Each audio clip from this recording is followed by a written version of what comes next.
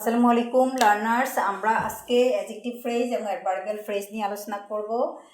Adjective phrase কি? Adjective phrase অ্যাডজেক্টিভের মতোই কাজ করবে, শুধুমাত্র কতগুলো শব্দগুচ্ছ মিলে যখন এটা অ্যাডজেক্টিভ ফ্রেজ গঠন করে তখন তাকে অ্যাডজেক্টিভ ফ্রেজ বলে। কতগুলো শব্দগুচ্ছ যেটা অ্যাডজেক্টিভের কাজ করবে তাকে অ্যাডজেক্টিভ ফ্রেজ বলে এবং এটা অ্যাডজেক্টিভের মতোই কাজ করে, মানে সাবজেক্টের বা অবজেক্টের কমপ্লিমেন্ট হিসাবে কাজ করে, অথবা আমরা বলতে পারি নাউন বা প্রোনাউনের কমপ্লিমেন্ট হিসাবে কাজ করে। কমপ্লিমেন্ট কি? অতিরিক্ত তথ্য দেওয়া, তার দোষ, গুণ, পরিমাপ, পরিমাণ, সংখ্যা, অবস্থান ব্যক্ত করাকে কমপ্লিমেন্ট বলা হয়। সেই কমপ্লিমেন্ট যখন সে অ্যাডজেক্টিভ হিসেবে ব্যক্ত করবে তখন তাকে অ্যাডজেক্টিভ ফ্রেজ বলবে। এবং এটা ফ্রেজ মানে হচ্ছে কতগুলো শব্দ থাকবে একত্রে, এবং এটা একটা সিঙ্গেল অ্যাডজেক্টিভের কাজ করবে, সিঙ্গেল অ্যাডজেক্টিভের মতোই কাজ করবে। যেমন আমি এক্সাম্পল যদি দিই এরকম, a woman with black veil is my cousin. A woman with, এই যে ওয়ামেন সম্পর্কে অতিরিক্ত তথ্য দিল। ব্ল্যাক ভেল মানে হচ্ছে ব্ল্যাক, কি আমি ঠিক লিখেছি? ব্ল্যাক ভেল মানে কালো বোরকা পরিহিত মহিলাটি ইজ মাই কাজিন, আমার চাচাতো বোন অথবা ফুফাতো বোন বা মামাতো বোন। ওকে, তাহলে এটা হলো কি না, এই যে একটা ওমেন এই সাবজেক্ট সম্পর্কে অতিরিক্ত তথ্য দিল, এটাকে মডিফায়ারও বলা যেতে পারে। এটা অনেকগুলো শব্দ মিলে একটা গুচ্ছ তৈরি করেছে, কি? উইথ ব্ল্যাক ভেল, এই তিনটা ওয়ার্ডের সমন্বয়ে একটা ফ্রেজ হয়েছে, একটা অর্থ দিয়েছে কালো বোরকা পরিহিতা, এবং এটা ওয়ামেনের কমপ্লিমেন্ট হিসাবে কাজ করেছে। তাহলে এটা হলো অ্যাডজেক্টিভ ফ্রেজ।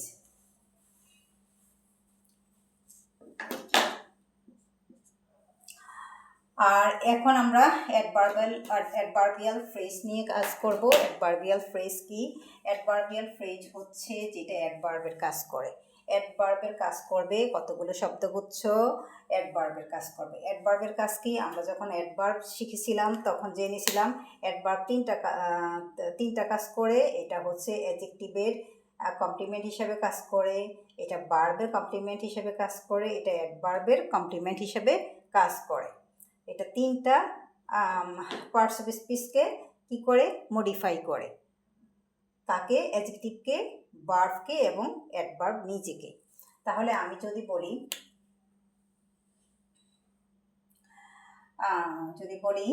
অ্যাডভার্বিয়াল ফ্রেজ, হি, এভাবে দিলাম আমি, he speaks in a slow manner. He speaks in a slow manner. Slow manner. Speaks in a slow manner. এটা হলো অ্যাডভার্বিয়াল ফ্রেজ। অ্যাডভার্বিয়াল ফ্রেজ কেন? কারণ হচ্ছে এটা স্পিক শব্দটাকে, স্পিক হলো কি? ভার্ব, এই ভার্বকে বিশেষিত করেছে। ভার্ব সম্পর্কে অতিরিক্ত তথ্য দিলেও সে কীভাবে কথা বলে? স্লো ম্যানারে কথা বলে, ধীরে ধীরে কথা বলে, সেজন্য এটা হলো অ্যাডভার্বিয়াল ফ্রেজ। আবার যদি এটা অ্যাডজেক্টিভকে কীভাবে বিশেষিত করে যদি এটা আমরা বলি, তাহলে যদি বলি Runa is very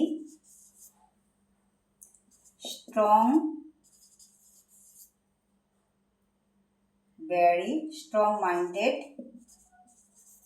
girl.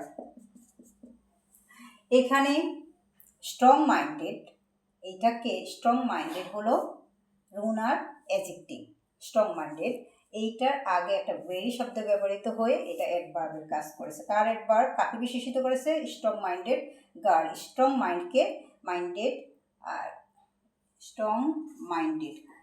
Minded এই ফ্রেজটাকে বিশেষিত করেছে, তাই এটা অ্যাডভার্ব ফ্রেজ। সংক্ষেপে আমি লিখলাম অ্যাডভার্ব ফ্রেজ। ওকে, এটা আবার অ্যাডভার্বকে কিভাবে বিশেষিত করে সেটাও আমরা এখন দেখব। যেমন দিতে পারি she comes here very often, very often. তাহলে এখানে অফেন শব্দটা হলো অ্যাডভার্ব, এটার আগে ভেরি শব্দটা ব্যবহৃত হলো, তাই এইটা যেমন অ্যাডভার্ব, এইটাও অ্যাডভার্ব, দুইটাই অ্যাডভার্ব।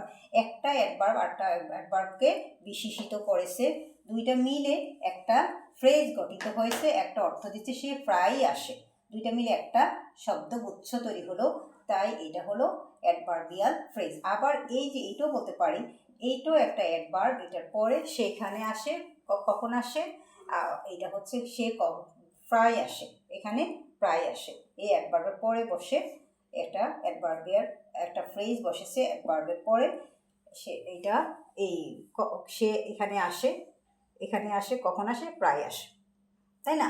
তাহলে এইভাবে অ্যাডভার্বিয়াল ফ্রেজগুলো কাজ করে।